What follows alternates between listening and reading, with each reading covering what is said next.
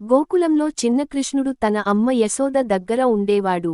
చిన్నప్పటి నుంచే ఆయనకు వెన్న అంటే చాలా ఇష్టం. యశోదమ్మ ప్రతిరోజూ గిన్నెల్లో వెన్న నింపి ఉంచేది.